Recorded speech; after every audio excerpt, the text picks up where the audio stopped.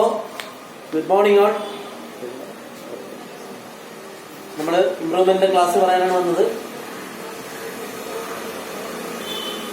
Improvement നമുക്ക് maximum തീർക്കാനുള്ള നമുക്ക് തീർക്കാം. ഇപ്പോൾ കഴിഞ്ഞ ദിവസത്തെ നോട്ട്സുകളെല്ലാം എല്ലാവരുടെ കൈകളിലുണ്ട്. അതൊക്കെ വെച്ച് നമുക്ക് കുറേയൊക്കെ പഠിക്കാൻ പറ്റും. അപ്പോൾ ശ്രദ്ധിക്കാനുള്ളത് ഈ പറയുന്ന പോയിന്റുകളെല്ലാം തന്നെ ഒന്നുകൂടി ശ്രദ്ധിക്കുക. എന്നിട്ട് നോക്കാം. നമുക്ക് ഒന്നാമത്തെ ചാപ്റ്റർ, ഒന്നാമത്തെ യൂണിറ്റ് എന്ന് പറയുന്നത് ഗ്ലിംസസ് ഓഫ് ഗ്രേറ്റ്നെസ് എന്നാണ്. Glimpses of greatness. ആ ഗ്ലിംസസ് ഓഫ് ഗ്രേറ്റ്നെസ് എന്ന് പറയുന്ന യൂണിറ്റിന്റെ പ്രത്യേകത, യൂണിറ്റുമായിട്ട് ബന്ധപ്പെട്ട് 4 ചാപ്റ്റേഴ്സ് ആണുള്ളത്. ഒന്നാമത്തത് ഹിസ് ഫസ്റ്റ്, അതിന്റെ ഒരു കുഞ്ഞു ചാപ്റ്റർ ഉണ്ടായിരുന്നു, എയിംസ് ഫസ്റ്റ് സ്പീച്ച്, എബ്രഹാം ലിങ്കനെ പറ്റിയുള്ളതും. 2 ഹിസ് ഫസ്റ്റ് ഫ്ലൈറ്റും. 3 ഐ വിൽ ഫ്ലൈ. എല്ലാവരും നോട്ട്ബുക്ക് കൂടെ അടുത്ത് കൈ വെച്ചേക്കണം, ഇല്ലെങ്കിൽ ഇംപ്രൂവ്മെന്റ് പഠിക്കാൻ പറ്റൂല. ഓക്കെ, ഹിസ് ഫസ്റ്റ് ഫ്ലൈറ്റും അതുപോലെ തന്നെ ഐ വിൽ ഫ്ലൈയും പ്ലസ് ഫോർ എ തിയറിയും ഇഫ്.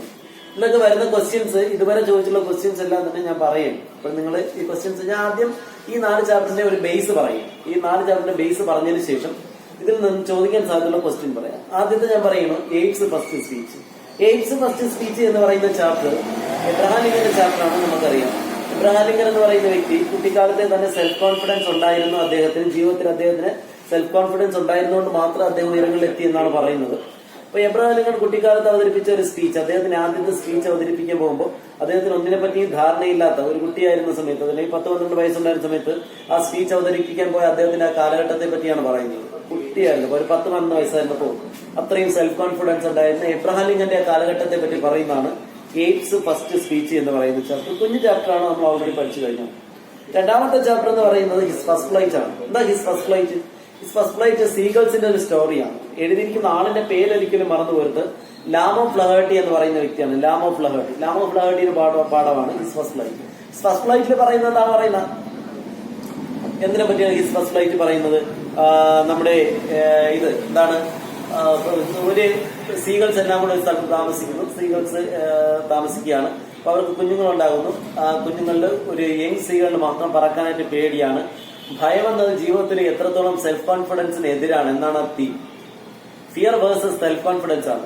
ഭയം, ഫിയർ വേഴ്സസ് സെൽഫ് കോൺഫിഡൻസ്, അതല്ലേ അതിന്റെ തീം. നിങ്ങളൊന്ന് ചിന്തിച്ചു നോക്കി. ഈ സെൽഫ് കോൺഫിഡൻസ് ഇല്ലാത്തത് കൊണ്ട് ഇവന് പറക്കാൻ കഴിയുന്നില്ല. അതിനവനെ സപ്പോർട്ട് ചെയ്യുന്നത് ഭയമാണ്. ഭയമാണ് അവനെ പറക്കാൻ കഴിയിപ്പിക്കാത്തത്. അപ്പോൾ ഫിയറും സെൽഫ് കോൺഫിഡൻസും തമ്മിലുള്ള ഒരു മത്സരമാണ്. അവസാനം ഫിയർ അവിടെ തോന്നുകയും ഏത് ജയിക്കുകയും സെൽഫ് കോൺഫിഡൻസ് ജയിക്കുകയും ചെയ്യുന്നു. അതിലെ അതിന്റെ തീം, അതാണ് സത്യം. അപ്പൊ ആ കഥയിലൂടെ, നമ്മുടെ യങ് സീകളുടെ കഥയിലൂടെ ഇവര് പറയുന്നത്, യങ് സീകൾ ഒരുപാട് ഈ അദ്ദേഹം പറയുന്നത്, ലാമോ ഫ്ലഹേർട്ടി എന്ന് പറഞ്ഞാൽ അദ്ദേഹം പറയുന്നത് ഒരുപാട് യങ് സീകൾ എന്ത് ചെയ്യുന്നു, ശ്രമിക്കുന്നു. പക്ഷെ അത് യങ് സീകളുടെ കൊണ്ട് പറ്റുന്നില്ല, പറക്കാനായിട്ട് കഴിയുന്നില്ല. അവസാനം അച്ഛനും അമ്മ ഇങ്ങനെ ഒറ്റയ്ക്കാക്കി ഒരു സ്ഥലത്താക്കിയിട്ട് അപ്പുറത്തെ പാറത്തട്ടിലേക്ക് പോകുമ്പോൾ തീരെ നിവർത്തി കണ്ട് വയറുവെച്ചുന്ന സമയത്ത് ഭയം എന്ത് ചെയ്യുന്നു, ഒഴിവാക്കിയിട്ട് അമ്മയും അച്ഛനും കൊടുത്ത ആ ഒരു പാഠം, അമ്മയും അച്ഛനും ഒരു പാഠം പഠിപ്പിക്കാനുണ്ട്. നിന്റെ ഭയം ഒഴിവാക്കി നീ സ്വന്തമായിട്ട് സെൽഫ് കോൺഫിഡൻസോടുകൂടി പറക്കുക എന്ന പാഠം അമ്മയും അച്ഛനും പഠിപ്പിക്കുകയാണ്. അതിലൂടെ അതാണ് അതിലൂടെ ഉദ്ദേശിക്കുന്നത്. അതുകൊണ്ട് തന്നെ ആ പാഠത്തിന്റെ മെയിൻ ക്വസ്റ്റ്യൻസ് ചോദിക്കാൻ പറ്റുന്ന ഒന്നാമത്തെ ചാപ്റ്റർ, ആദ്യത്തെ ചാപ്റ്ററിന്റെ ക്വസ്റ്റ്യൻസ് ഞാൻ പറയാം. ആദ്യത്തെ ചാപ്റ്റർ ഏതായിരുന്നു? എയിംസ് ഫസ്റ്റ് സ്പീച്ചിന്റെ ടേം ഞാൻ പറഞ്ഞു. അതിനകത്ത് ചോദിക്കാൻ പറ്റുന്ന ക്വസ്റ്റ്യൻസ്, ഇപ്പോ സെൽഫ് കോൺഫിഡൻസ് എന്ന് പറയുന്ന സാധനം ഒരു ഇൻബോൺ കപ്പാസിറ്റി ആയിട്ട് ചില ആൾക്കാർക്ക് കിട്ടും. ഇപ്പോ നോട്ട്ബുക്ക് എടുക്കുക, എഴുതുക. ഒന്നാമത്തെ പാഠത്തിലുള്ള ക്വസ്റ്റ്യൻസ് എയിംസ് ഫസ്റ്റ് സ്പീച്ച് എന്ന് ചോദിക്കാൻ ചാൻസ് ഉള്ളതാണ് ഞാൻ പറയുന്നത്. നിങ്ങൾ നോട്ട്ബുക്ക് എടുത്തിട്ട് എന്ത് ചെയ്യുക, എഴുതുക. നോട്ട്ബുക്ക് എടുത്തിട്ട് എഴുതുക. എയിംസ് ഫസ്റ്റ് സ്പീച്ചില്ല പറയട്ടാ. എല്ലാവരും നോട്ട്ബുക്ക് എടുത്താ?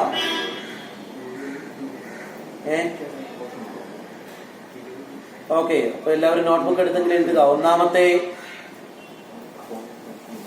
എയിംസ് ഫസ്റ്റ് സ്പീച്ചുമായിട്ട് ചോദിക്കുന്നത്. അപ്പോ ഇൻബോൺ കപ്പാസിറ്റി എഴുതിക്കോ. Inborn ability, inborn ability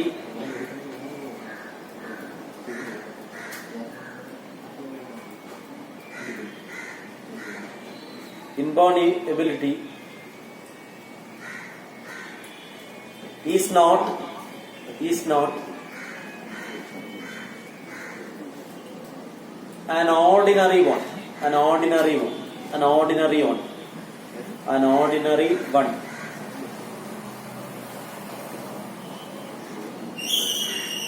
Full stop. Prepare a paragraph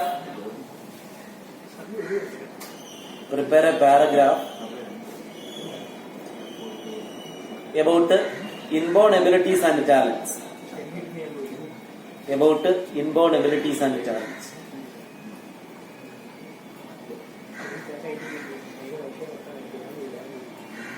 Comma, by using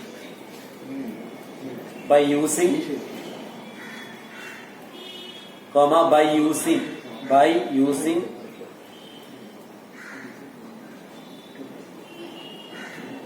the idea of the story aids first speech. The idea of the story aids first speech. അതായത് AIDS first speech എന്ന് പറയുന്ന ഈ സ്റ്റോറിയിൽ നമ്മൾ പഠിച്ചത് Abraham Lincoln inborn capacity അഥവാ talents ഉണ്ടായിരുന്നു എന്നാണ്.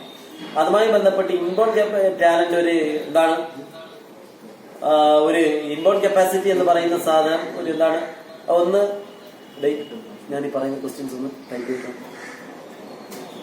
ഞാൻ ആ ക്വസ്റ്റ്യൻ നിങ്ങൾ അതിങ്ങനെ പറഞ്ഞ് ഞാൻ വിട്ടുപോയി. ആരെങ്കിലും ഒരാള് ഞാൻ ഓർമ്മിച്ച് പറയുന്നില്ലേ, നിങ്ങൾ ഒന്നുകൂടി എഴുതുക. ചോദിക്കുന്നെങ്കിൽ അപ്പൊ തന്നെ ചോദിക്കണം കേട്ടോ. ഇനിയുള്ള ക്വസ്റ്റ്യൻസ് എല്ലാം ടൈപ്പ് ചെയ്ത് വരും. ഓക്കെ, അപ്പൊ അടുത്ത ക്വസ്റ്റ്യൻ വേണ്ടി ടൈപ്പ് ചെയ്ത് വരും. അപ്പൊ നിങ്ങൾ അങ്ങനെ എഴുതിയാൽ മതി. നോക്കിയോ, അപ്പൊ നമ്മൾ പറഞ്ഞതാണ് ഇൻബോൺ കപ്പാസിറ്റീസ് ആൻഡ് ടാലൻസ് എന്ന് പറയുന്ന inborn talents capacities and talents എന്ന് പറയുന്ന ഇപ്പൊ വേണ്ട ഞാൻ അടുത്ത് എന്താണ് ഇൻബോൺ കപ്പാസിറ്റീസ് ആൻഡ് ടാലൻസ് എന്ന് പറയുന്ന സാധനം അത്ര പെട്ടെന്ന് നമുക്ക് കിട്ടുന്ന ഒന്നല്ല. ഭയങ്കരമായിട്ട് നമ്മൾ ഹാർഡ് ഇതിലൂടെയൊക്കെ കിട്ടുന്ന ഒന്നാണ്. ഇൻബോൺ കപ്പാസിറ്റി ചില ആൾക്കാർക്ക് ഇൻബോൺ കപ്പാസിറ്റി ആദ്യമേ ഉണ്ടായിരിക്കും. നമ്മൾ പഠിച്ച എബ്രഹാം ലിങ്കന്റെ സ്റ്റോറി നമ്മൾ പഠിച്ചു, അദ്ദേഹത്തിന് ഇൻബോൺ കപ്പാസിറ്റി ഉണ്ടായിരുന്നു. അതുകൊണ്ടാണ് അദ്ദേഹം ഇത് ഉയർന്നതയിലേക്ക് എത്തിയത്. അതൊരിക്കലും ഒരു ഓർഡിനറി സാധാരണ ഒരാൾക്ക് ലഭിക്കുന്ന ഒന്നല്ല ഇൻബോൺ കപ്പാസിറ്റി. അപ്പൊ ഇൻബോൺ കപ്പാസിറ്റി എന്ന് പറയുന്ന സാധനം എബ്രഹാം ലിങ്കൻ ഉണ്ടായിരുന്നു, അല്ലെങ്കിൽ അദ്ദേഹത്തിന്റെ സ്റ്റോറിയിലൂടെ നമുക്ക് പറഞ്ഞിരുന്നു അദ്ദേഹത്തിന് കുട്ടിക്കാലത്ത് ഇൻബോൺ ടാലന്റ് ഉണ്ടായിരുന്നു. അതുമായി ബന്ധപ്പെട്ട് ഒരു പാരഗ്രാഫ് എഴുതുക. നമുക്ക് എഴുതാൻ പറ്റും എന്താണ്, throughout the story we can see that Abraham Lincoln has the power, has the inborn talents and ability. അല്ലെ, അദ്ദേഹത്തിന് ഉണ്ടായിരുന്നു എന്ന് നമുക്ക് മനസ്സിലാവാം. Because when he was very young, അല്ലെ, even when he was very young, അദ്ദേഹം എന്തായിരുന്നിട്ട് പോലും, വളരെ ചെറുപ്പമായിരുന്നിട്ട് പോലും he got the power. അദ്ദേഹം നേടിയെടുത്തു, he got the power to defeat ആരെ ഡിഫീറ്റ് ചെയ്യാനുള്ള ദ സ്റ്റംപ് സ്പീക്കറിനെ ഡിഫീറ്റ് ചെയ്യാനുള്ള ഒരു പവർ അദ്ദേഹം നേടിയെടുത്ത കഥ അറിയാമെങ്കിൽ മാത്രമേ നമുക്ക് എന്തെങ്കിലും ചെയ്യാൻ പറ്റും. അതാണ് അതിന്റെ പ്രത്യേകത. അപ്പൊ അതുമായി ബന്ധപ്പെട്ട് ചോദിച്ച ഒന്നാമത്തെ ക്വസ്റ്റ്യൻ ആണ് എന്താണ് ഞാൻ പറഞ്ഞത്, ഇൻബോൺ ടാലൻസിനെ പറ്റി അല്ലെങ്കിൽ ഇൻബോൺ എബിലിറ്റിയെ പറ്റിയുള്ള ആ കേസ്. അപ്പൊ ഒന്നുകൂടി അത് ഓർമ്മിച്ച് വെച്ചിരിക്കുക. ഇൻബോൺ ടാലന്റും ഇൻബോൺ എബിലിറ്റിയും അത് ഓർമ്മിച്ച് വെച്ചിരിക്കുക. ഇനി രണ്ടാമതായിട്ട് ആ പാഠത്ത് നിന്ന് എയ്ഡ്സ് ഫസ്റ്റ് സ്പീച്ച് എന്ന് ചോദിക്കാൻ പറ്റുന്ന ഒരു കാര്യമാണ് എന്താണ്, നമുക്ക് എല്ലാവർക്കും സ്റ്റേജ് എക്സ്പീരിയൻസ് വളരെയധികം പേടിയുള്ള ഒരു കാര്യമാണ്. സ്റ്റേജ് എക്സ്പീരിയൻസ് എന്ന് വെച്ചാൽ ഭയങ്കര പേടിയാണ്. അപ്പൊ സ്റ്റേജ് എക്സ്പീരിയൻസിനെ പറ്റി ചോദിക്കാം. നിങ്ങളുടെ സ്റ്റേജ് എക്സ്പീരിയൻസിന് പലരെയും ചെയ്യുന്ന കാര്യങ്ങൾ എന്തെല്ലാമാണ്, അല്ലെങ്കിൽ മൊത്തത്തിലെ ഒരു സെൽഫ് കോൺഫിഡൻസ് ഇല്ലായ്മ എത്രത്തോളം. അപ്പൊ സ്റ്റേജ് എക്സ്പീരിയൻസിനെ പറ്റി അത് നമ്മൾ നോട്ടിൽ തന്നിട്ടുണ്ട്, അതുകൊണ്ട് തന്നെ ഞാനിവിടെ പറയുന്നില്ല. അത് നമ്മൾ നന്നായിട്ട് പഠിച്ചു വെച്ചിരിക്കുക. സ്റ്റേജിൽ ഇത്രയൊക്കെയാണ് എയ്ഡ്സ് ഫസ്റ്റ് സ്പീച്ച് എന്ന് പറയുന്ന ചാപ്റ്റർ. ഏറ്റവും കൂടുതൽ ചോദിക്കാൻ ഇതുള്ളത് ഇൻബോൺ ടാലൻസ് ആൻഡ് എബിലിറ്റീസ് എന്ന് പറയുന്ന ഇതിനെ പറ്റി തന്നെയാണ് അതിനകത്ത് ചോദിക്കാൻ പറ്റുന്നത്. ഇതാണ് എയ്ഡ്സ് ഫസ്റ്റ് സ്പീച്ച്. ഇനി രണ്ടാമത് പറഞ്ഞ ഏതാണ് പറഞ്ഞത്? രണ്ടാമത് നമ്മൾ പറഞ്ഞ ചാപ്റ്റർ ഹിസ് ഫസ്റ്റ് ഫ്ലൈറ്റ് എന്ന് പറഞ്ഞ ചാപ്റ്ററാണ്.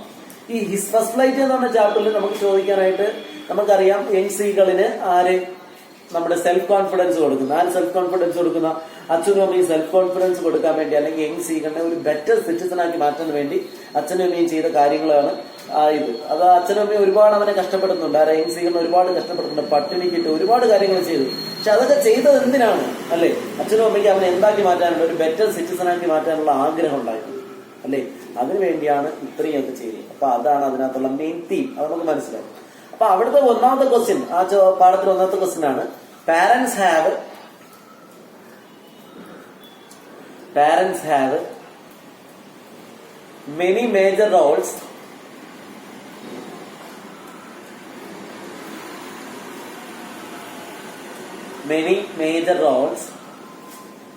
in the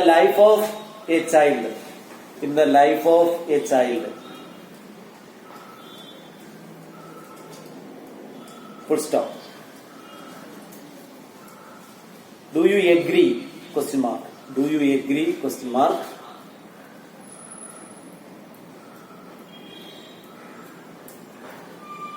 വീണ്ടും why? Question mark.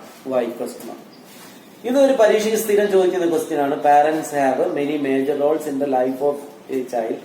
Do you agree why. ഈ രീതിയിൽ നമുക്ക് പരീക്ഷയ്ക്ക് ചോദിക്കാറുണ്ട്. അപ്പോൾ അത് ഓർമ്മിച്ച് വെച്ചിരിക്കുക.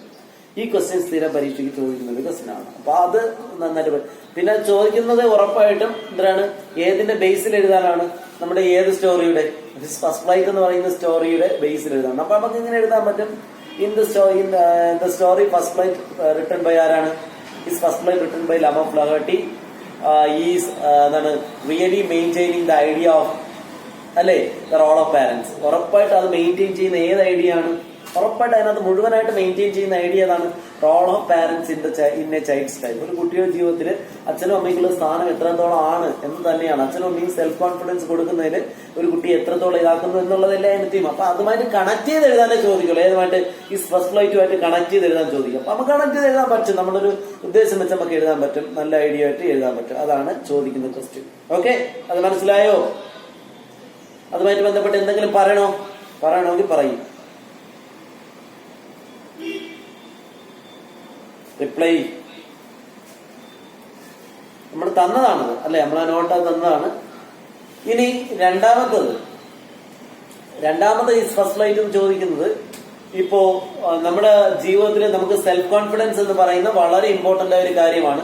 സെൽഫ് കോൺഫിഡൻസ് നേടിയെടുക്കുന്നതിൽ ഈ എങ്ങനെയാണ് വിജയിച്ചത്, നമ്മുടെ യങ് സീകൾ എങ്ങനെയാണ് വിജയിച്ചത്, അതാണ് ഞാൻ പറഞ്ഞത്. ആ പോയിന്റ് അത് ചോദിച്ചിട്ടുണ്ട് പലപ്പോഴും.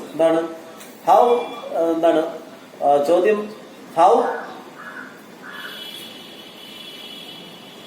ദ യങ് സീകൾ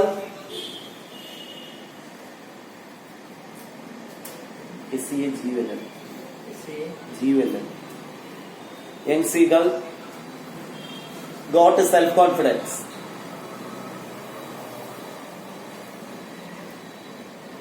And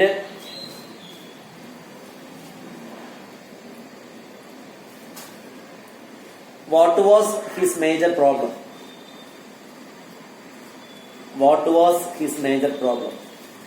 ഈ ക്വസ്റ്റ്യൻ പരീക്ഷയ്ക്ക് ചോദിക്കാൻ സാധ്യതയുള്ളത്. എംസികളുടെ യഥാർത്ഥ പ്രോബ്ലം എന്തായിരുന്നു? ആർക്കെങ്കിലും പറയാൻ പറ്റുമോ? ഒന്ന് മെസ്സേജ് ചെയ്യാൻ പറ്റുമോ? What was the main problem for എംസികൾ? എന്തായിരുന്നു എംസികളുടെ ഫിയർ? ഭയം തന്നെയായിരുന്നു പ്രശ്നം. അപ്പൊ അതാണ് ഞാൻ ആദ്യം പറഞ്ഞ ഫിയർ വേഴ്സസ് സെൽഫ് കോൺഫിഡൻസ്. അതായിരുന്നു ഈ പാഠത്തിന്റെ തീം എന്ന് വെച്ച് കഴിഞ്ഞാൽ, fear versus self confidence. So if you want to become self confidence, നിങ്ങൾക്ക് എന്തായി മാറണമെങ്കിൽ, സെൽഫ് കോൺഫിഡന്റ് ആയി മാറണമെങ്കിൽ, firstly you should try to avoid fear. ഏതിനെ അവോയ്ഡ് ചെയ്യാൻ ശ്രമിക്കുക? ഭയത്തെ അവോയ്ഡ് ചെയ്യാൻ ശ്രമിക്കുക. ഭയത്തെ അവോയ്ഡ് ചെയ്യുന്നെങ്കിൽ മാത്രമേ നിങ്ങൾക്ക് ഏത് ലഭിക്കൂ? സെൽഫ് കോൺഫിഡൻസ് കിട്ടും. ഇതാണ് ഈ പാഠത്തിൽ നിന്ന് ചോദിക്കുന്ന രണ്ടാമത്തെ ക്വസ്റ്റ്യൻ. അപ്പോ ഇങ്ങനെയുള്ള കാര്യങ്ങളുമായിട്ട്, ഫിയർ, സെൽഫ് കോൺഫിഡൻസ്, അങ്ങനെയുള്ള കാര്യങ്ങളുമായിട്ടാണ് ആ പാഠത്തിൽ നിന്ന് ചോദിക്കുന്നത്. ഇനി മൂന്നാമത്തെ ചാപ്റ്റർ എന്നറിയപ്പെടുന്ന ഏതാണ്? നമുക്കറിയാം, മൂന്നാമത്തെ chapter I will fly. APJ Abdul കലാമുമായിട്ട് ചോദിക്കുന്ന ക്വസ്റ്റ്യൻ. ഒന്നാമത്തെ ചോദ്യം ഇന്റർവ്യൂ ക്വസ്റ്റ്യൻ ചോദിക്കാൻ. നമ്മൾ ഒരുപാട് പരീക്ഷകൾ ക്ലാസ്സിൽ നിന്ന് പറഞ്ഞ് പഠിച്ചതാണ്. ഇന്റർവ്യൂ എങ്ങനെ ചെയ്യും നമ്മൾ പഠിച്ചതാണ്. അപ്പൊ ഇന്റർവ്യൂ ക്വസ്റ്റ്യൻ ഉണ്ടാക്കാൻ അറിയാം എല്ലാവർക്കും. അറിഞ്ഞുകൂടാത്ത ആരെങ്കിലും ഉണ്ടോ? ഇന്റർവ്യൂ ക്വസ്റ്റ്യൻ ഉണ്ടാക്കാനായിട്ട് അറിയാമെങ്കിൽ അറിയാമെന്ന് പറയുക. അറിഞ്ഞുകൂടെങ്കിൽ പറഞ്ഞു തരാം. ഇന്റർവ്യൂ ക്വസ്റ്റ്യൻ ഉണ്ടാക്കാൻ ഞാൻ എല്ലാ ക്ലാസ്സിലും നന്നായിട്ട് പഠിപ്പിച്ചതാണ് ഇന്റർവ്യൂ ക്വസ്റ്റ്യൻ. അപ്പൊ ഐ വിൽ ഫ്ലൈയുമായി ബന്ധപ്പെട്ട് ഒന്നാമത് ചോദിക്കുന്ന ക്വസ്റ്റ്യൻ ആയിരുന്നു ഇന്റർവ്യൂ. രണ്ടാമത് ചോദിക്കുന്ന APJ അബ്ദുൽ കലാമിന്റെ പ്രൊഫൈൽ ചോദിക്കും. APJ അബ്ദുൽ കലാമിന്റെ പ്രൊഫൈൽ ഓർമ്മിച്ച് വെച്ചിരിക്കുക. എന്താണ് APJ അബ്ദുൽ കലാമിന്റെ പ്രൊഫൈൽ? അത് ചോദിക്കും പരീക്ഷയ്ക്ക്. പ്രൊഫൈൽ ഐ വിൽ ഫ്ലൈയുമായി ബന്ധപ്പെട്ട ക്വസ്റ്റ്യൻ ആണ്. ഇനി അടുത്തായിട്ട് ചോദിക്കുന്നത് self confidence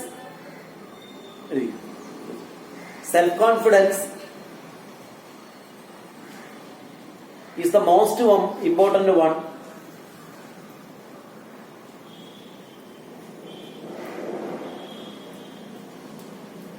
in everyone's life.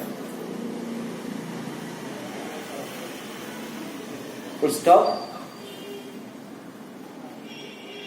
It is the key word of success.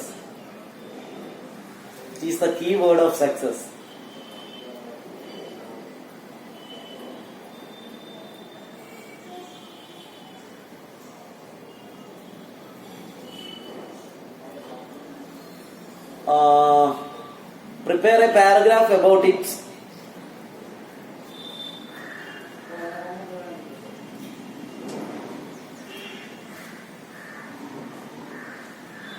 based on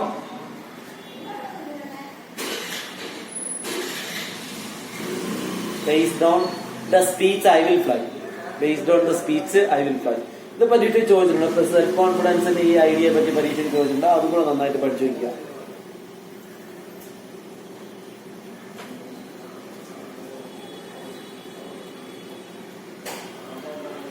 it is the keyword of success. നമുക്കറിയാം സക്സസിലേക്കുള്ള കീവേഡ് എന്ന് വെച്ചാൽ സെൽഫ്. നമ്മൾ ഒരുപാട് പ്രാക്ടീസ് ചെയ്തതാണ്.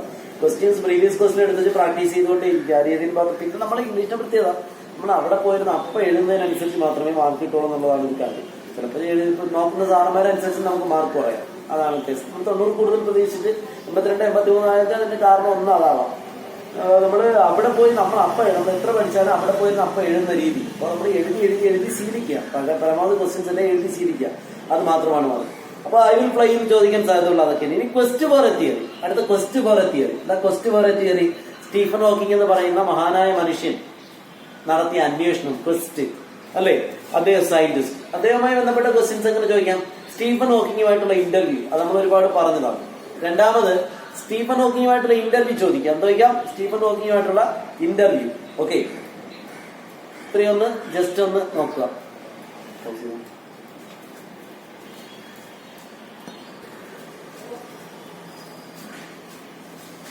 നോക്കിയാ അതാണ് ആ കേസ്. അപ്പോ ഒന്നാമത്തെ ക്വസ്റ്റ്യൻ ഞാൻ പറഞ്ഞു quest for theory. First question എന്താണ്?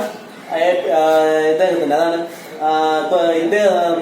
ഇന്റർവ്യൂ. ആരുമായിട്ടുള്ള? സ്റ്റീഫൻ ഹോക്കിങ്ങുമായിട്ടുള്ള ഇന്റർവ്യൂ. രണ്ടാമത്തെ ക്വസ്റ്റ്യൻ നമുക്ക് എല്ലാവർക്കും അറിയാം. അതിനകത്ത് ചോദിക്കുന്നത് രണ്ടാമത്തെ ക്വസ്റ്റ്യൻ ആർക്കെങ്കിലും പറയുമ്പോൾ രണ്ടാമത്തെ ക്വസ്റ്റ്യൻ എല്ലാ പരീക്ഷയിലും ജെയിൻ വൈൽഡിന്റെ ക്യാരക്ടർ സ്കെച്ച്. എന്താണ് ജെയിൻ വൈൽഡിന്റെ ക്യാരക്ടർ സ്കെച്ച്? ജെയിൻ വൈൽഡിന്റെ ക്യാരക്ടർ സ്കെച്ച്. പിന്നെയും ചോദിക്കാം സ്റ്റീഫൻ ഹോക്കിങ്ങിന്റെയും ക്യാരക്ടർ സ്കെച്ച് ചോദിക്കാം. ചോദിച്ചൂടെ?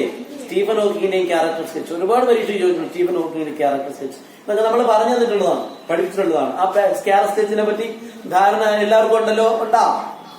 ഉണ്ട്. ഓക്കെ. അപ്പോ സ്റ്റീഫൻ ഹോക്കിങ്ങിനെ പറ്റിയ ഒരു ധാരണ നമുക്ക് എല്ലാവർക്കും ഉണ്ട്. ഇനി സ്റ്റീഫൻ ഹോക്കിങ്ങിന്റെ ചാപ്റ്ററിൽ നമ്മൾ ഏറ്റവും കൂടുതൽ പഠിക്കുന്നത് അദ്ദേഹത്തിന്റെ ആ ഒരു എന്താണ് ഉറച്ച മനസ്സ്, ആ സൗണ്ട് മൈൻഡ് എന്ന് പറയും. സൗണ്ട് മൈൻഡ് എന്ന് വെച്ച് കഴിഞ്ഞാൽ ശബ്ദം ഉണ്ടാക്കിക്കൊണ്ടിരിക്കുന്ന മനസ്സെന്നല്ല, സൗണ്ട് മൈൻഡ്, ഉറച്ച മനസ്സ്. ഒരു ചൊല്ലുണ്ട് സൗണ്ട് ബോഡിയിൽ. സൗണ്ട് ബോഡി എന്ന് വെച്ച് കഴിഞ്ഞാൽ ഉറച്ച ശരീരം, നല്ല ആരോഗ്യമുള്ള ശരീരം. ആരോഗ്യമുള്ള ശരീരത്തിൽ മാത്രമേ ആരോഗ്യമുള്ള മനസ്സുണ്ടാവൂ എന്നാണ് പറയുന്നത്. ആരോഗ്യമുള്ള ശരീരം എന്ന് വെച്ച് കഴിഞ്ഞാൽ ആചാരബഹുവാവണമെന്നില്ല എന്ന് തെളിയിച്ചതാണ് ആര്? ഇദ്ദേഹത്തിന്റെ ശരീരം ഇങ്ങനെയായിരുന്നുവെങ്കിലും ആ ശരീരം ആരോഗ്യമുള്ളതായിരുന്നു. കാരണം അതിനകത്തുള്ള മനസ്സും അതുപോലെയായിരുന്നു. അപ്പോ എന്താണ് പറയുന്നത്? ഈ സൗണ്ട് ബോഡിയിൽ മാത്രമേ സൗണ്ട് മൈൻഡ് ഉണ്ടാവൂ എന്നാണ് അല്ലെ? അത് ഇവിടെ ഇദ്ദേഹത്തിന് എടുക്കുമ്പോൾ നമ്മൾ ബോഡി എന്ന് പറയുന്ന അത്രയും ഉള്ളായിരുന്നു. പക്ഷെ അദ്ദേഹത്തിന് സൗണ്ട് മൈൻഡും ഉണ്ടായിരുന്നു, സൗണ്ട് ബോഡിയും ഉണ്ടായിരുന്നു. സൗണ്ട് മൈൻഡും സൗണ്ട് ബോഡിയൊക്കെ ഓർമ്മിച്ച് വെച്ചിരിക്കുക. അപ്പോ അതൊക്കെ ഓർമ്മിച്ച് വെച്ചിരിക്കുക. ഇതാണ് ഏത് ചോദിക്കാൻ ചാൻസ് ഉള്ള quest for A theory of everything എന്നുള്ള ചാപ്റ്റർ ചോദിക്കാം. ഇനി നമുക്കുള്ളത് ഇഫ് എന്ന് പറഞ്ഞ പോയം. ഏതാണ് ഇഫ് എന്ന് പറഞ്ഞ പോയം? ഇഫ് എന്ന് പറഞ്ഞ പോയം നമ്മൾ പഠിച്ചിട്ടുണ്ട്. ഇഫ് എന്ന് പറഞ്ഞ പോയത്തിന് ഒരു ക്വസ്റ്റ്യൻ, 2 ക്വസ്റ്റ്യൻ ഇതേവരെ ചോദിച്ചിട്ടുണ്ട്. ഒന്നാമത്തെ ലൈൻ എലാബറേഷൻ. അത് നമുക്കറിയാം, നമ്മൾ ഒരുപാട് ക്വസ്റ്റ്യൻസ് വർക്ക്ഔട്ട് ചെയ്താൽ ലൈൻ എലാബറേഷൻ എങ്ങനെ ചെയ്യണം, അതിന്റെ തുടക്കം എങ്ങനെ ചെയ്യണം, ഒരു ലൈൻ എലാബറേഷൻ എന്തൊക്കെ വേണം ഒന്നുകൂടെ പറയണോ? ലൈൻ എലാബറേഷനെ പറ്റി ആർക്കെങ്കിലും പറയണമെങ്കിൽ ഒന്നുകൂടെ പറഞ്ഞുതരാം. പറയേണ്ടി വരില്ല എന്നാണ് തോന്നുന്നത്. പറയണോ? വേണ്ട. കാരണം ലൈൻ എലാബറേഷനുമായിട്ട് ബന്ധപ്പെട്ട് നമ്മൾ ഒരുപാട് പഠിച്ചിട്ടുണ്ട്. അപ്പൊ ലൈൻ എലാബറേഷൻ അത് ഉറപ്പായിട്ട് പരീക്ഷ ചോദിക്കുന്നതാണ്. ഇനി അടുത്തായിട്ട് ലൈൻ എലാബറേഷൻ കഴിഞ്ഞിട്ട് പരീക്ഷയ്ക്ക് അടുത്തായിട്ട് ചോദിക്കുന്നത് ആ പാഠത്തിന്റെ തീം എന്താണെന്ന് നിങ്ങളൊന്ന് ആലോചിച്ച് നോക്കിയോ? ആ പാഠത്തിന്റെ തീം എന്താണ്? ഈ കംപ്ലീറ്റ് പേഴ്സൺ എങ്ങനെയുള്ള ഒരു വ്യക്തി എന്ന് പറയുന്നത്, ഒരു റിയൽ ആയിട്ടുള്ള ഒരു പേഴ്സൺ എങ്ങനെയായിരിക്കണം, അതല്ലേ അതിന്റെ തീം. നിങ്ങൾ ചിന്തിച്ചു നോക്കി ആ പാഠത്തിന്റെ തീം എന്താണെന്ന്. ഒരു പെർഫെക്റ്റ് മാൻ അഥവാ ഐഡിയൽ പേഴ്സൺ ഒക്കെ എങ്ങനെയായിരിക്കണം എന്നുള്ളതാണ് അതിന്റെ തീം. നമ്മൾ നല്ല വിശാലമായിട്ട് പഠിച്ചതാണ്. ആ പാഠത്തിന് നന്നായിട്ട് ആലോചിച്ച് വെച്ചിരിക്കുക. ഒരു വ്യക്തി ഇങ്ങനെയാവണം, അദ്ദേഹം കൊടുക്കുന്ന ഒരു പിന്നെ ആ പാഠത്തിന് ഏത് രീതിയിലുള്ള പോയമാണെന്നുള്ള, ഏത് രീതിയിലുള്ള പോയമാണ്? ഡിഡാക്റ്റിക് പോയമാണ് സാധനം. ഏതാണ്? Didactic poem. അപ്പൊ ഡിഡാക്റ്റിക് പോയം ഓർമ്മിച്ച് വെച്ചിരിക്കുക. ആ സാധനമൊക്കെ പരീക്ഷയ്ക്ക് ചോദിക്കും. അപ്പൊ അതൊക്കെ നമ്മൾ ഇഫ് എന്ന് പറഞ്ഞാൽ എവിടെ ചോദിച്ചാലും ഡിഡാക്റ്റിക് പോയം എഴുതുക. അതിന്റെ അദ്ദേഹം ആരാണ്? റുഡ്യാർഡ് കിപ്ലിംഗ് അദ്ദേഹത്തിന്റെ മകനോട് how to become a perfect man, ഒരു പെർഫെക്റ്റ് മാൻ എങ്ങനെയാകാം എന്നുള്ളതിനെ പറ്റി ഞാൻ പറഞ്ഞു കൊടുക്കുന്നതെന്ന് പഠിച്ചു വയ്ക്കുക. അങ്ങനെയുള്ള കാര്യങ്ങളെല്ലാം പഠിച്ചു വയ്ക്കുക ഇഫ് എന്ന് പറഞ്ഞ പോയത്തിൽ. അത് ഒന്നാമത്തെ. അപ്പൊ 2 ചോദ്യങ്ങളെ ഇഫ് എന്ന് പറഞ്ഞാൽ ചോദിക്കും. ഒന്നാമത്തെ ക്വസ്റ്റ്യൻ ലൈൻ എലാബറേഷൻ, രണ്ടാമത്തെ ക്വസ്റ്റ്യൻ ഒരു ഐഡിയൽ പേഴ്സൺ എങ്ങനെയായിരിക്കണം, അതിനെപ്പറ്റി ഒരു എസ്സേ തയ്യാറാക്കാൻ. നമുക്ക് ആ പാഠം നന്നായിട്ട് പഠിച്ചിട്ടുള്ളവർക്ക് അല്ലെങ്കിൽ അതിന്റെ തന്നിട്ടുള്ള നോട്ട്സ് വെറുതെ വായിച്ചു നോക്കിയാലും നമുക്കത് മനസ്സിലാവും. ഇത് ഇത്രയുമാണ് ഒന്നാമത്തെ യൂണിറ്റ് ചോദിക്കാൻ സാധ്യത ക്വസ്റ്റ്യൻസ്. നമുക്ക് കോമൺ ആയിട്ട് അറിയാം, എല്ലാ പരീക്ഷയ്ക്കും ഇമെയിൽ ചോദിക്കാറുണ്ട്. ഇമെയിലും ബേസ് ക്വസ്റ്റ്യൻ ആണ്. എല്ലാ പാഠം ഏത് പാഠത്തിനോട് ഇമെയിൽ ചോദിക്കാം. അതുകൊണ്ട് ഇമെയില്, ലെറ്റർ, ഇങ്ങനെയുള്ള കാര്യങ്ങളെല്ലാം എല്ലാത്തിലും ചോദിക്കും. ഇനി ഒന്നാമത്തെ യൂണിറ്റുമായിട്ട് ആർക്കെങ്കിലും എന്തെങ്കിലും സംശയം ഉണ്ടെങ്കിൽ ചോദിക്കാം. ഒന്നാമത്തെ യൂണിറ്റിന്റെ മുഴുവൻ ആശയങ്ങളും കാര്യങ്ങളും എല്ലാം പാഠം എങ്ങനെയാണ് എല്ലാ കാര്യങ്ങളും ഞാൻ പറഞ്ഞിട്ടുണ്ട്. ഇനി എന്തെങ്കിലും സംശയം ഉള്ളവർക്ക് ചോദിക്കാം. ഏതെങ്കിലും ക്വസ്റ്റ്യൻ എങ്ങനെ ചോദിക്കും എന്ന് അറിഞ്ഞുകൊണ്ടെങ്കിൽ അത് പറഞ്ഞുതരാം. എന്തെങ്കിലും ഉണ്ടെങ്കിൽ ചോദിക്കാം. പെട്ടെന്നാവട്ടെ, 1 മിനിറ്റ് കൊണ്ട് ചോദിക്കാം.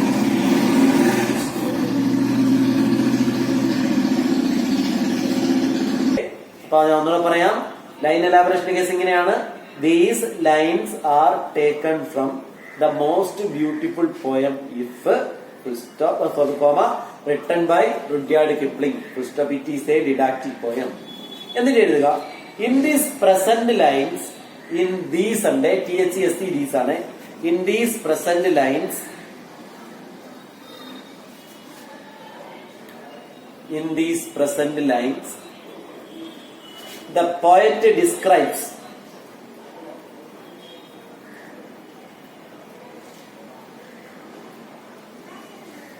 to his son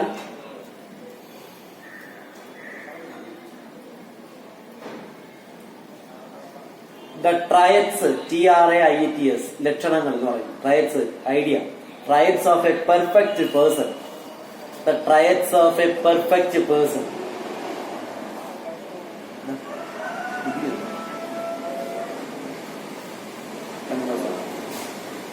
The traits of a perfect person.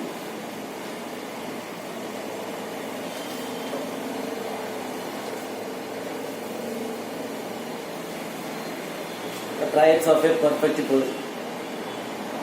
ഇങ്ങനെയാണ് തുടക്കം എഴുതാറുള്ളത്. ട്രയറ്റ്സ് ഓഫ് എ പെർഫെക്റ്റ് പേഴ്സൺ. ഈ രീതിയിലാണ് in these present lines the poet describes to his son the traits of a perfect person. ആ രീതിയിൽ എഴുതുക. ഇനി ബാക്കി നമ്മൾ എഴുതും. ഹിയർ ഹി ടെൽസ് ദാറ്റ്, അദ്ദേഹം ഇവിടെ പറയുന്നത് എന്നെഴുതിയിട്ട് നമുക്ക് ബാക്കി എഴുതിപ്പോ ആ ലൈൻ എന്താണോ ആ ലൈൻ അങ്ങ് എലാബറേറ്റ് ചെയ്ത് വയ്ക്കുക. അതാണ് വേണ്ടത്. ആദ്യം എപ്പോഴും ഇങ്ങനെ എഴുതാനായിട്ട് ശ്രമിക്കുക. ഇത് മുമ്പ് പഠിപ്പിച്ചു തന്നിട്ടുള്ളതാണ്, വീണ്ടും ഒരിക്കൽ കൂടെ പറഞ്ഞതേ ഉള്ളൂ. അപ്പൊ ഇപ്പോഴും ചോദിക്കും. ഇനി അടുത്തത് എന്തെങ്കിലും ഡൗട്ട് ഉണ്ടെങ്കിൽ വീണ്ടും ചോദിക്കാം. ബാക്കി ഫുള്ള് ഞാൻ പറഞ്ഞു തന്നിട്ടുണ്ട്. ഇനി എന്തെങ്കിലും ഏതെങ്കിലും എങ്ങനെ എഴുതണം എന്ന് അറിഞ്ഞൂടാത്തവരുണ്ടെങ്കിൽ ചോദിക്കാം.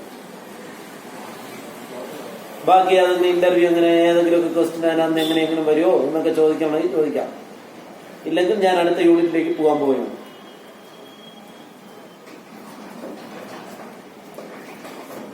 കാരണം ഈ പാഠങ്ങൾ ഫുള്ള് പഠിപ്പിച്ചിട്ട് വേണം ബാക്കി ഇതിന്റെ എല്ലാം പറഞ്ഞു തന്നിട്ട് വേണം, എല്ലാം തീർന്നിട്ട് വേണം ഒരു ക്ലാസ്സിന് മൊത്തത്തിലുള്ള ഇത് പറയാനായിട്ട്. അപ്പൊ നമുക്ക് അടുത്ത യൂണിറ്റിലേക്ക് പോകാം. അടുത്ത യൂണിറ്റിൽ 3 ചാപ്റ്ററുകളാണ്. 1 and Gandhi came, 2 the price of flowers, 3 death level.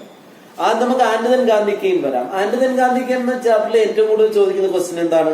നമ്മൾ പഠിച്ചിട്ടുണ്ട്. ആൻഡ് ഗാന്ധി കെയിമിൽ ചോദിക്കുന്ന question Gandhian values and Gandhian qualities. നിങ്ങൾ എങ്ങനെ നോട്ട് എഴുതി പഠിക്കാൻ വേണ്ട ഒന്നും ചെയ്യണ്ട. ഞാൻ തന്നിട്ടുള്ള ആ പുസ്തകത്തിൽ കുറച്ച് ലൈൻസ് അടയാളപ്പെടുത്തുന്നുണ്ട്. എല്ലാവരുടെയും പുസ്തകത്തിൽ അടയാളപ്പെടുത്തുന്നുണ്ടല്ലോ. ഉണ്ടാ എഴുതി തന്നിട്ടുണ്ടായിരിക്കും പുസ്തകത്തില് ലൈൻസ് അടയാളപ്പെടുത്തുന്നുണ്ട്. ഈ ലൈൻസ് ഇങ്ങനെ കറക്റ്റ് പഠിച്ചു വയ്ക്കുക. Gandhi is the most powerful man. He came to battlefield like a, അങ്ങനെ ആ രീതിയിൽ നമ്മൾ പഠിച്ചിട്ടുണ്ട്. ആ രീതിയിൽ കുറെ പഠിച്ചിട്ടുണ്ട്, കുറെ പോയിന്റ്സുകൾ പഠിച്ചിട്ടുണ്ട്. പിന്നെ അദ്ദേഹത്തിന്റെ ട്രൂത്ത്ഫുൾനെസ്സും അദ്ദേഹത്തിന്റെ ആ ഒരു ഫിയർലെസ്നെസ്സും, അദ്ദേഹത്തിന്റെ ട്രൂത്തും ഫിയർലെസ്നെസ്സിനെയാണ് അത് ഏറ്റവും ഉയർത്തിപ്പിടിച്ചതെന്നും അദ്ദേഹത്തിന്റെ ആ ഒരു എല്ലാ കാര്യത്തിലും എല്ലാവരും ഒരുമിച്ച് നിർത്താനുള്ള അദ്ദേഹത്തിന്റെ പവർ, ആ കാര്യങ്ങളെല്ലാം തന്നെ അദ്ദേഹത്തിന്റെ എസൻസ് ഓഫ് ടീച്ചിങ്, ആ രീതിയിലുള്ള കാര്യങ്ങൾ എല്ലാം നമ്മൾ വ്യക്തമായിട്ട് അതിനകത്ത് പഠിച്ചാണ്. ആ പാഠം നിങ്ങൾക്ക് ഒരു ഡൗട്ടും ഇല്ലാത്തൊരു ചാപ്റ്ററാണ് ആൻഡ് ഗാന്ധി കെയിം എന്ന് പറഞ്ഞത്. അപ്പൊ അതിന്റെ ഉള്ളതാണ് ഗാന്ധിയൻ വാല്യൂസ് ആണ് അതിനകത്ത് പറയുന്നത്. ഗാന്ധി എന്ന് പറയുന്ന വ്യക്തിക്ക് എത്രത്തോളം ക്വാളിറ്റി ഉണ്ട്, ഗാന്ധിയുടെ ക്വാളിറ്റി എന്തൊക്കെയാണ്, അദ്ദേഹത്തിന് ഏതൊക്കെ രീതിയിലാണ് അദ്ദേഹം സമൂഹത്തെ സ്വാധീനിച്ചത്, how he influenced the people in India, അത് എങ്ങനെയാണ് ഇന്ത്യയിലെ ജനങ്ങളെ ഇൻഫ്ലുവൻസ് ചെയ്തത്. ഈ രീതിയിലുള്ള ക്വസ്റ്റ്യൻസ് ആണ് അതിനകത്ത് ചോദിച്ചത്, അല്ലേ? യെസ്. അപ്പൊ നമ്മൾ അങ്ങനെയുള്ള ക്വസ്റ്റ്യൻസ് ആണ്. അപ്പൊ അതിനകത്ത് ചോദിക്കുന്ന ഒന്നാമത്തെ ക്വസ്റ്റ്യൻ ഗാന്ധിയൻ വാല്യൂസിനെ പറ്റി ചോദിക്കാം. അതിനെപ്പറ്റി ഗാന്ധിയൻ വാല്യൂസിനെ പറ്റി നിങ്ങളുടെ സ്കൂളിലോ മറ്റൊരു സ്പീച്ച് തയ്യാറാക്കാനോ അല്ലെങ്കിൽ ഒരു എസ്സേ തയ്യാറാക്കാനോ, ഏതായാലും ഗാന്ധി, മൊറാലിറ്റി, ട്രൂത്ത്ഫുൾനെസ്, ഗാന്ധിയുടെ മൊറാലിറ്റി, ധാർമ്മികത, ട്രൂത്ത്ഫുൾനെസ്, സത്യസന്ധത, ഫിയർലെസ്നെസ്, അദ്ദേഹത്തിന്റെ ഐഡിയലിസം, ഇങ്ങനെയുള്ള കാര്യങ്ങളെ പറ്റി ഉറപ്പായിട്ട് പരീക്ഷയ്ക്ക് ചോദിച്ചിട്ടുണ്ട്. അപ്പൊ അങ്ങനെയുള്ള കാര്യങ്ങൾ പഠിച്ചു വെക്കുക. നമ്മൾ അത് മാത്രം പഠിച്ചു വെച്ചിരുന്നതാണ്. അതാണ് ആൻഡ് ഗാന്ധി കെയിം ചോദിക്കാൻ പറ്റുന്ന ചോദ്യം. പിന്നെ ഗാന്ധി ആ സെന്റൻസിൽ പറയുന്ന, ഗാന്ധിയുടെ ആ ചാപ്റ്ററിൽ ഗാന്ധിയുടെ ഏറ്റവും വലിയ ആശയം ഇതായിരുന്നു, woman must get the freedom like men. സ്ത്രീകൾക്ക് പുരുഷന്മാരെ പോലെ സ്വാതന്ത്ര്യം ഉണ്ടായിരിക്കണമെന്ന്, അല്ലേ? ആ ഒരു പോയിന്റ് വെച്ച് പരീക്ഷയ്ക്ക് ഒരുപാട് ഡിബേറ്റുകൾ ചോദിച്ചിട്ടുണ്ട്. ആ ഡിബേറ്റുകളെല്ലാം ഞാൻ തന്നിട്ടുണ്ട്. അതുമായി ബന്ധപ്പെട്ട് എന്തെങ്കിലും ഡൗട്ട് ഉണ്ടെങ്കിൽ ഇപ്പൊ ചോദിക്കാം. വിമൻ എത്രത്തോളം. പിന്നെ വേറെ കേസ്, നിങ്ങൾക്ക് ഈ വർഷം ഇംപ്രൂവ്മെന്റ് അത് ഈസി ആയിട്ട് എഴുതാൻ പറ്റും. അതിന്റെ ഒരു കേസ് ഉണ്ട്. എന്താണെന്ന് അറിയുമോ? സ്ത്രീകളുടെ എംപവർമെന്റിനെ പറ്റി എന്ത് ചോദിച്ചാലും നിങ്ങൾ എഴുതാം. കാരണം നമ്മൾ 3 L's ഓഫ് എംപവർമെന്റും എനി വുമനും ഈ വർഷം സെക്കൻഡ് ഇയറിൽ പഠിച്ചതാണ്. അതുമായിട്ട് ബന്ധപ്പെട്ട് നമുക്ക് ആ പോയിന്റുകൾ തന്നെ എടുത്തെഴുതാലോ.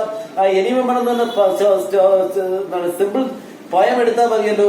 വിമൻ ഒരു വീടിന്റെ ഒരു ലൈറ്റ് ആണെന്നും എന്തൊക്കെ പറയുന്നത്. അപ്പൊ ഞാൻ വിമൻസ് എംപവർമെന്റ് പറ്റി എന്തെങ്കിലും പറയണോ? വേണമെങ്കിൽ പറഞ്ഞു തരാം. കാരണം പറയേണ്ടി വരില്ല. കാരണം സെക്കൻഡ് ഇയറിൽ നിങ്ങൾ ഓൾറെഡി പഠിച്ചതാണ്. വേണോ? വേണ്ട. ഓക്കെ, അത് നിങ്ങൾക്ക് അറിയാം. കാരണം എന്ന് വെച്ച് കഴിഞ്ഞാൽ നമ്മൾ ഓൾറെഡി പഠിച്ചു വെച്ചിരിക്കുന്നതാണ്, നമുക്കറിയാം. അപ്പൊ വിമൻസ് ഇത് എത്രയാണ് ചോദിക്കുക. ഇനി അവിടെ ചോദിക്കാൻ പറ്റുന്ന ഒന്നാണ്, എങ്ങനെയാണ് സെമിനാർ നോട്ടീസ്, ഏതെങ്കിലും സെമിനാർ വിമൻസ് എംപവർമെന്റ് സെമിനാർ തയ്യാറാക്കുക, സെമിനാർ നോട്ടീസ് തയ്യാറാക്കുക, അത് സെമിനാർ നോട്ടീസ് തയ്യാറാക്കുക, സെമിനാർ റിപ്പോർട്ട് തയ്യാറാക്കുക. സ്ഥിരം ക്വസ്റ്റ്യൻ ആണ് സെമിനാർ റിപ്പോർട്ട് എന്നുള്ള സാധനം. സെമിനാർ റിപ്പോർട്ട് നന്നായിട്ട് പഠിച്ചുകൊണ്ട് പോയാൽ ഉറപ്പായിട്ട് സെമിനാർ റിപ്പോർട്ട് പരീക്ഷയ്ക്ക് ചോദിക്കും. അപ്പൊ സെമിനാർ റിപ്പോർട്ട് അറിയാമല്ലോ. സെമിനാർ റിപ്പോർട്ട് എങ്ങനെ എഴുതണമെന്ന്. സെമിനാർ റിപ്പോർട്ട് എങ്ങനെയാണ് എഴുതുന്നത്? സെമിനാർ റിപ്പോർട്ട് ഒരു മിനിറ്റ് ഇങ്ങോട്ട് നോക്കിയിരിക്കുക. ഞാൻ പറയുന്ന ഐഡിയ മാത്രം നിങ്ങളുടെ മനസ്സിലേക്ക് ഇരിക്കുക. എല്ലാവരും ശ്രദ്ധിച്ചിരിക്കും. ഒരു സെമിനാർ നമ്മൾ അറേഞ്ച് ചെയ്തു എന്ന് കരുതുക. ഇപ്പോ മെനിങ്ങാന്ന് നമ്മൾ സെമിനാർ അറേഞ്ച് ചെയ്തു. സെമിനാർ അറേഞ്ച് ചെയ്തു. നമ്മുടെ നാട്ടില് ഒരു ഇനാഗ്രേഷൻ, ഒരു സെമിനാർ നമ്മൾ അറേഞ്ച് ചെയ്തു. അത് ഉദ്ഘാടനം നടത്തിയത് ഇവിടുത്തെ ഒരു MLA ആണ് ഉദ്ഘാടനം ചെയ്തത്. ഒരുപാട് പേര് അതിനകത്ത് പങ്കെടുത്തു. അപ്പോ സെമിനാർ സ്കൂളിലാണ് അറേഞ്ച് ചെയ്തെന്ന് കരുതുക. സ്കൂളിൽ അറേഞ്ച് ചെയ്ത സെമിനാർ വിമൻസ് എംപവർമെന്റിനെ പറ്റിയോ, എൻവയോൺമെന്റൽ ഇഷ്യൂസിനെ പറ്റിയോ, അല്ലെങ്കിൽ വൈറസ് ഇൻഫെക്ഷനെ പറ്റിയോ, എന്തിനെങ്കിലും പറ്റിയോ നമ്മൾ സെമിനാർ അറേഞ്ച് ചെയ്തെന്ന് കരുതുക. അപ്പോൾ നമ്മൾ ആ സെമിനാർ നമ്മുടെ സ്കൂളിൽ അറേഞ്ച് ചെയ്തു. അതിനകത്ത് ഇനാഗുറേറ്റ് ചെയ്ത ഇയാളാണ്, ഉദ്ഘാടനം ചെയ്ത് നമ്മുടെ പ്രിൻസിപ്പലാണെന്ന് കരുതുക. അങ്ങനെ ഓരോരുത്തരും ഓരോ കർത്തവ്യങ്ങൾ അവരുടെ നിർവഹിച്ചു കഴിഞ്ഞു മനസ്സിലാക്കുക. അപ്പോൾ അതെല്ലാം കഴിഞ്ഞ് സെമിനാർ കഴിഞ്ഞു. ആ സെമിനാർ പൂർണ്ണമായിട്ട് കഴിഞ്ഞപ്പോൾ സെമിനാറിൽ ഒരുപാട് പേര് ചിലപ്പോൾ പേപ്പർ പ്രസന്റേഷൻ ഒക്കെ അവതരിപ്പിക്കും. നമ്മളവിടെ ഒരാൾ നന്ദി പറയാൻ കാണും. പിന്നെ ഫെലിസിറ്റേഷൻ അഥവാ അനുമോദന ചടങ്ങുകൾ നടത്തും. ഇങ്ങനെയൊക്കെ ഒരുപാട് കാര്യങ്ങൾ സെമിനാറിൽ ഫെലിസിറ്റേഷൻ ഉൾപ്പെടെയുള്ള എല്ലാ കാര്യങ്ങളും നടന്നു കഴിഞ്ഞു. അവിടെ ഇരുന്ന് രാവിലെ മുതൽ വൈകിട്ട് വരെ ഓരോ പ്രോഗ്രാംസ് ആയിട്ട് ഒരാൾ നടന്ന കാര്യങ്ങളെല്ലാം തന്നെ ഡീറ്റെയിൽഡ് റിപ്പോർട്ട് എഴുതിയിരുന്നു. ഈ റിപ്പോർട്ടിനെ വിളിക്കുന്ന പേരാണ് സെമിനാർ റിപ്പോർട്ട്. ഓക്കെ, ആ ഐഡിയ കിട്ടിയ ആ റിപ്പോർട്ടിനെ വിളിക്കുന്ന പേരാണ് സെമിനാർ റിപ്പോർട്ട്. മനസ്സിലായോ? ഓക്കെ, അപ്പൊ ആ സെമിനാർ റിപ്പോർട്ട് ഇനി എങ്ങനെ എഴുതും എന്നുള്ളതാണ് അടുത്തത്. ഇനി ആ സെമിനാർ റിപ്പോർട്ടിലേക്ക് നമ്മളെ എഴുതുമ്പോൾ എങ്ങനെ എഴുതും? നമ്മൾ സ്കൂളിന്റെ പേര് സാധാരണ എഴുതി വെക്കാറില്ല. സ്കൂളിന്റെ പേരിന് പകരം വെക്കേണ്ടത് ABC സ്കൂൾ എന്ന് തന്നെ വെക്കണം. ABC സ്കൂൾ അങ്ങനെ വെക്കാം. ഒരു സ്കൂളിന്റെ പേര് വെച്ച് എഴുതണം. അപ്പൊ നമ്മൾ വെക്കുക ABC സ്കൂൾ, ഒരു സ്ഥലവും കൂടെ. ഇപ്പൊ നമ്മൾ Attingal had conducted A seminar, അല്ലെ, ഓൺ ദ ടോപ്പിക്. ഏതാണോ ടോപ്പിക്? ഇപ്പൊ വിമൻസ് എംപവർമെന്റ്, ആ ടോപ്പിക്കിനെ പറ്റി ഒരു സെമിനാർ റിപ്പോർട്ട് അവതരിപ്പിച്ചു, സെമിനാർ നടത്തി. അതില് ദിവസവും കൂടെ ഓൺ എന്ന് എഴുതിയിട്ട് 21 മെയ് 2019 അല്ലെങ്കിൽ ഏതെങ്കിലും ഡേറ്റും എഴുതുക. At school auditorium. എവിടെയാണ് നടത്തിയത്? സ്കൂൾ ഓഡിറ്റോറിയത്തിലാണ്. എന്നിട്ട് ആരാണ് അത് ആദ്യം welcome speech, welcome speech was done. ആരാണ് വെൽക്കം സ്പീച്ച് നടത്തിയത്? പ്രിൻസിപ്പൽ ആയിരുന്നു എന്നുള്ളതിൽ ഐഡിയ എഴുതുക. ഇനാഗുറേഷൻ നടത്തിയ ആരാണെന്ന് എഴുതുക. ഇനാഗുറേഷന് അദ്ദേഹത്തിന് ഇനാഗുറേഷൻ കഴിഞ്ഞിട്ട് അദ്ദേഹം ഒരു സ്പീച്ച് അവതരിപ്പിച്ച കേസ് നമ്മളിങ്ങനെ എഴുതുന്നത്. ഇനാഗുറേഷൻ കഴിഞ്ഞിട്ട് അദ്ദേഹം ഒരു സ്പീച്ച് അവതരിപ്പിച്ചു. വളരെ മനോഹരമായ സ്പീച്ച് ആയിരുന്നു. ഇനാഗുറേഷന് ശേഷം ആഫ്റ്റർ ദി ഇനാഗുറേഷൻ നടന്നത് ഫെലിസിറ്റേഷൻ ആണ്, അനുമോദന ചടങ്ങാണ് നടന്നത്. അവിടെ PTA പ്രസിഡന്റിനെയാണ് അവിടെ അനുമോദിക്കുക. PTA president mister Sudhakaran was felicitated. Mister സുധാകരനെയാണ് എന്ത് ചെയ്തത്? ഫെലിസിറ്റേറ്റ് ചെയ്തത്. ഈ രീതിയിൽ നമ്മൾ ഫുൾ എഴുതിയിട്ട് ഏറ്റവും അവസാനം എന്താണ്? അപ്പൊ അവിടെ ഒരു പേപ്പർ പ്രസന്റേഷൻ ഉണ്ടായിരുന്നു. പേപ്പർ പ്രസന്റേഷൻ നടത്തിയത് ഇന്ന ടീച്ചറായിരുന്നു പേപ്പർ പ്രസന്റേഷൻ നടത്തിയത്. അത് കഴിഞ്ഞിട്ട് അവിടെ ഒരു വോട്ട് ഓഫ് താങ്ക്സ്. ഏറ്റവും അവസാനം finally the seminar came to an end. അല്ലെ, അവസാനിക്കുന്നതിന് തൊട്ടുമ്പോ വോട്ട് ഓഫ് താങ്ക്സ് ഉണ്ട്. Vote of thanks had been done by, അല്ലെ, വോട്ട് ഓഫ് താങ്ക്സ് നടത്തിയത് ആരാണ്? സ്കൂൾ ചെയർമാൻ ആയിരുന്നു. Finally the seminar came to an end with national anthem. ഏതോടൊപ്പം? നാഷണൽ ആന്തത്തോടൊപ്പം. ദേശീയ ഗീതത്തോടൊപ്പം എന്താ ചെയ്തു? സെമിനാർ അവസാനിച്ചു. ഈ രീതിയിൽ സെമിനാർ റിപ്പോർട്ടായിട്ട് എഴുതി വെക്കുക. ഈ സെമിനാർ റിപ്പോർട്ട് എഴുതിയിട്ട് നമ്മൾ മാഗസീനിലൊക്കെ പ്രസിദ്ധീകരിക്കും. സ്കൂൾ മാഗസീനിൽ. അപ്പൊ സ്കൂൾ മാഗസീനിൽ വായിക്കുന്ന ഒരാൾ നോക്കുമ്പോൾ 2019 ഈ സമയത്ത് സെമിനാർ നടത്തിയിരിക്കുന്നു, അതിനകത്ത് ഇന്ന കാര്യങ്ങളൊക്കെയാണ് നടന്നത് എന്നുള്ളതിനെ പറ്റി ഡീറ്റെയിൽഡ് റിപ്പോർട്ടിനെ വിളിക്കുന്ന പേര് സെമിനാർ റിപ്പോർട്ട്. മനസ്സിലായ? അപ്പൊ ഇത്രയും കാര്യങ്ങളൊക്കെ നിങ്ങൾക്ക് മനസ്സിലായാലും എല്ലാവർക്കും മനസ്സിലായെങ്കിൽ ക്ലിയർ എന്ന് വേണം കൊടുക്കാൻ കേട്ടാ. അപ്പൊ ക്ലിയർ എന്ന് പറഞ്ഞാലേ മനസ്സിലാവും. അപ്പൊ എല്ലാവർക്കും അത്രയും ഭാഗം. ഇനി അത് പറയണമെങ്കിൽ ഞാൻ ഒന്നുകൂടെ പറയാം. എത്ര നേരം പറഞ്ഞുതരാം. അടുത്തായിട്ട് ചോദിച്ചിരിക്കുന്നു ബ്ലോഗ് എന്താണെന്ന്. ബ്ലോഗ് പരീക്ഷയ്ക്ക് നിങ്ങൾക്ക് ചോദിച്ചാൽ തന്നെ ബ്ലോഗ് എന്ന് വെച്ചാൽ നമുക്ക് ഈ ലോകത്തിന് എന്തിനെ പറ്റിയും ബ്ലോഗ് എഴുതാൻ പറ്റും. നമുക്ക് എന്തിനെ പറ്റിയും ബ്ലോഗ് എഴുതാൻ പറ്റും. ഇപ്പൊ നമ്മളൊരു സിനിമ കണ്ടു എന്ന് വിചാരിക്കുക. നമ്മൾ കണ്ട സിനിമയാണ്, ശ്രദ്ധിച്ചിരിക്കണമെങ്കിലേ മനസ്സിലാവും. അപ്പൊ നമ്മൾ സിനിമ കണ്ട സിനിമയാണ് ഏത്? ചാർലി ചാപ്ലിന്റെ സിനിമ ഏതാണ്? ദ കിഡ് ആണ് നമ്മൾ കണ്ടത്. ഏതാണ് കണ്ടത്? ദ കിഡ് എന്നുള്ള സിനിമ കണ്ടു. ദ കിഡ് എന്നുള്ള സിനിമ കണ്ടപ്പോ നമുക്ക് ഭയങ്കര ഇഷ്ടപ്പെട്ടു. സിനിമ കണ്ട് ഇഷ്ടപ്പെട്ടപ്പോ നമ്മുടെ ഇഷ്ടപ്പെട്ടതുകൊണ്ട് നമ്മൾ അതിനെപ്പറ്റി എഴുതുന്ന നമ്മുടേതായ കുറിപ്പിനെ വിളിക്കുന്ന പേരാണ് ബ്ലോഗ്. നമ്മൾ ഈ ബ്ലോഗ് എഴുതിയിട്ട് എവിടെ കൊടുക്കാറുണ്ടെന്ന് അറിയാമോ? ബ്ലോഗ് എഴുതിയിട്ട് ഫേസ്ബുക്കിൽ ഇടാറുണ്ട്, അല്ലെങ്കിൽ മാഗസീനുകളിൽ കൊടുക്കാറുണ്ട്, പലയിടത്തും കൊടുക്കാറുണ്ട്. ബ്ലോഗ് എഴുതി കൊടുക്കുമ്പോഴുള്ള പ്രത്യേകത, ഞാൻ പല ബ്ലോഗുകളും ഒരുപാട് വായിച്ചിട്ടുണ്ട്, പല സിനിമകളെ പറ്റിയുള്ള ബ്ലോഗുകൾ. അപ്പൊ നമ്മൾ ആ ബ്ലോഗ് അവർ എഴുതിയിടുമ്പോൾ അവർ ആ ബ്ലോഗിനകത്ത് ഇതിൽ അഭിനയിച്ചിരിക്കുന്ന ആരാണ്, ഇതിന്റെ ഡയറക്ടേഴ്സ് ആരാണ്, അല്ലെങ്കിൽ അതിനെപ്പറ്റി അതിന്റെ ഉദ്ദേശം, അതിലൂടെ ഉദ്ദേശിക്കുന്ന ഐഡിയ എന്താണ് എന്നൊക്കെ നമ്മൾ ആ ബ്ലോഗിലൂടെ പറഞ്ഞു കൊടുക്കുന്നു. ആ ബ്ലോഗ് വായിക്കുന്ന ഓരോരുത്തർക്കും ആ സിനിമ കാണാനൊരു ടെൻഡൻസി ഉണ്ടാക്കുന്നു. ഇപ്പൊ അതുപോലെ തന്നെ ഒരു പുസ്തകം ആയിക്കോട്ടെ, നമ്മളിപ്പോ പഠിച്ചത് ഏതെങ്കിലും ഒരു പുസ്തകം, ഇപ്പോ നമ്മളിപ്പോ ഈ അടുത്ത കാലത്ത് ഇറങ്ങിയ ഏതെങ്കിലും ഒരു പുസ്തകത്തെ പറ്റി, ആടുജീവിതം, പിന്നെ അതിന്റെ ആടുജീവിതം നമ്മളെ ഭയങ്കരമായിട്ട് ഹാർട്ട് ടച്ച് ചെയ്തു. അതുകൊണ്ട് എന്ത് ചെയ്തു, നമ്മള് ഇത് ബെന്യാമിന്റെ പുസ്തകം നമ്മളെ വളരെ ഹാർട്ടിൽ ടച്ച് ചെയ്തുകൊണ്ട് നമ്മൾ എന്ത് ചെയ്തു, അതുമായി ബന്ധപ്പെട്ട ഒരു ബ്ലോഗ് തയ്യാറാക്കിയിരുന്നു. അപ്പൊ നമ്മൾ ബ്ലോഗ് എഴുതുമ്പോൾ നമ്മൾ എഴുതുക, ബെന്യാമിൻ എന്ന് പറയുന്ന ഈ സ്റ്റോറി വളരെ മനോഹരമായ സ്റ്റോറി ഞാൻ വായിക്കാനിടയായി സാഹചര്യം. അപ്പൊ ആ രീതിയിലാണ്. അപ്പൊ ബ്ലോഗിന്റെ ഉദ്ദേശം മനസ്സിലായ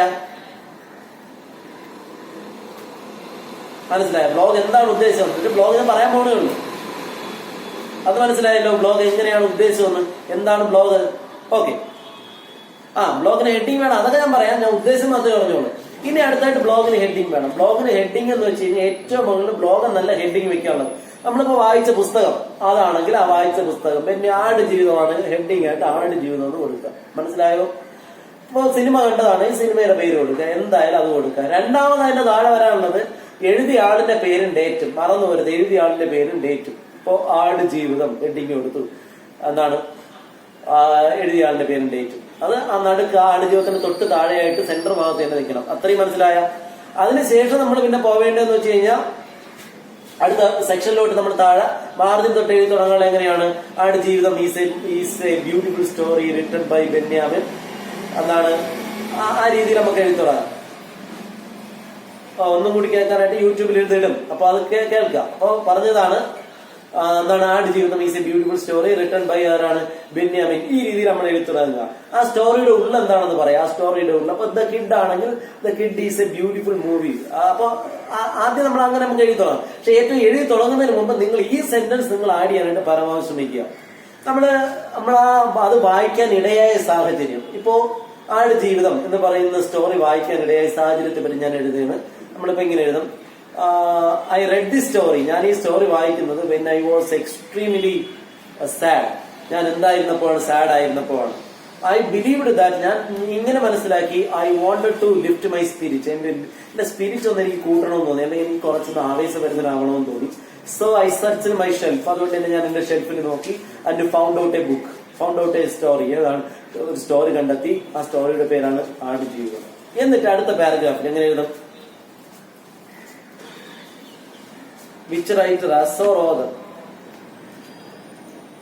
താഴെ എഴുതാനുള്ള നെയിം ഞാൻ പറയുന്നത് ഏറ്റവും ഹെഡിങ് ആയിട്ട് വന്നിട്ട് താഴെ എഴുതുന്ന ആളിന്റെ പേര്. ഇപ്പൊ എഴുതുന്ന നിങ്ങൾ സഞ്ജു ആണെങ്കിൽ സഞ്ജുവിന്റെ പേര്, അമ്മു ആണെങ്കിൽ അമ്മുവിന്റെ പേര്. ആ രീതിയിൽ നിങ്ങളുടെ പേരാണ് അവിടെ എഴുതാനുള്ളത്. എന്നിട്ട് ബാക്കി നമ്മൾ എഴുത്തുകാരുടെ പേര് താവട്ട് വരുന്നുണ്ടല്ലോ. അപ്പൊ ഏറ്റവും തുടക്കം ഇങ്ങനെ എഴുതുക. when I read this story, ഞാനിത് സ്റ്റോറി വായിക്കുമ്പോൾ I was extremely sad or happy എന്ന് എഴുതണ്ട, അല്ലെങ്കിൽ സാഡ് ഏതോ ഇഷ്ടപ്പെട്ട് എഴുതാം. സാഡ് എഴുതാനാണ് നല്ല. അപ്പൊ എനിക്ക് എന്റെ സ്പിരിറ്റ് ഒന്ന് കൂട്ടണമെന്ന് ആഗ്രഹം ഉണ്ടായിരുന്നു, അതുകൊണ്ട് ഞാനത് വായിച്ചത്. ആ രീതിയിൽ നമ്മളത് പോകുക. മനസ്സിലായ? എന്നിട്ട് ബാക്കി നമ്മൾ അതിനെപ്പറ്റി ഒരു ഉള്ളു കൊടുക്കുക. ഈ കിട്ടുന്ന സിനിമയിൽ ചാർലി ചാപ്ലിൻ വളരെ മനോഹരമായിട്ടാണ് ചെയ്തിരിക്കുന്നത്. ബാക്ക്ഗ്രൗണ്ട് ഒക്കെ എന്ത് ഇതാണ്. നിങ്ങൾ ഓരോരുത്തരും ഇത് കാണുമ്പോൾ നിങ്ങൾക്ക് വളരെയധികം സ്പിരിറ്റ് കയറിക്കൊണ്ടേയിരിക്കും. അതിൽ ചെയ്തിരിക്കുന്ന അദ്ദേഹത്തിന്റെ കോമഡി ചെയ്തിരിക്കുന്ന വളരെ ഇൻട്രസ്റ്റിംഗ് ആണ്. മാത്രമല്ല ലൈഫിൽ ഒരുപാട് കാര്യങ്ങളും അതിനകത്ത് ആഡ് ചെയ്തിട്ടുണ്ട്.